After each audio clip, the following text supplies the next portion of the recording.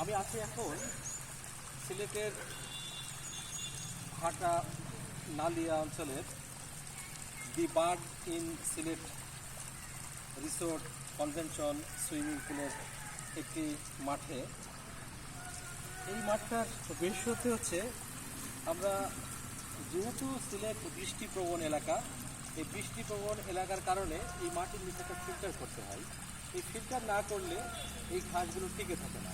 এটা চাইনিজ ঘাস, কিছু অস্ট্রেলিয়ান ঘাস আছে, কিছু বারমুডা ঘাস আছে, দেশীয় প্রজাতির ঘাস আছে। সব জায়গাতেই আমরা এভাবে ফিল্টার করে থাকি। তো ফিল্টার করার লাভটা হচ্ছে যত বৃষ্টির পানি হবে সমস্ত এই পানিটা এই ফিল্টারের মাঝখান দিয়ে চলে যাবে। আর এখানে বালি, কাদা, ময়লা কিছুই যাবে না, সব পানিটা মিনারেল ওয়াটার হয়ে যাবে। নিউট্রিশন বিন্দু পরিমাণও এখান থেকে ব্লিচিং হবে না।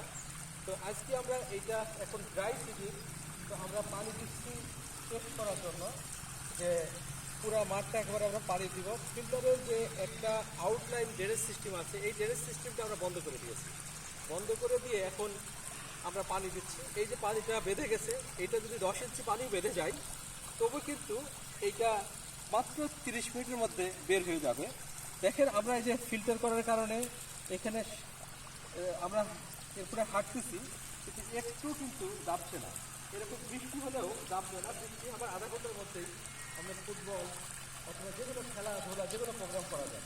আর এটা যদি না করা হতো তাহলে এই মাটিটা নরম হয়ে যেত। নরম হলে সমস্যা যেটা হয় সেটা ঘাসটা নষ্ট হয়ে যায়, মাটি নষ্ট হয়ে যায়। এই দেখেন কী পরিমাণ পানি বের হচ্ছে। আমি হয়তো ক্যামেরাটা একটু আগায় আনলে আমি দেখাতে পারবো এখানে জায়গাটা।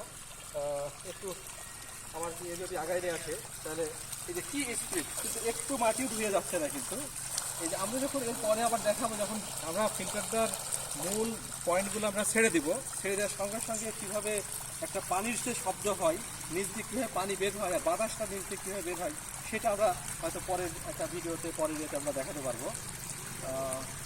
এইটা মন হলো এখন আপাতত আমাদের রেস্টান হিসাবে আছে। তো এইটা একটা মাঠ, ওই পাশে একটা মাঠ আছে। একটু ক্যামেরাটা ওইটা ঘুরালে মনে হয় মাঠটাও আমরা দেখতে পারবো। ওই পাশে একটা সবুজ মাঠ আছে। এখানে মোট 3টা মাঠ, ওই পাশে আরও কিছু ছোটো ছোটো মাঠ আছে।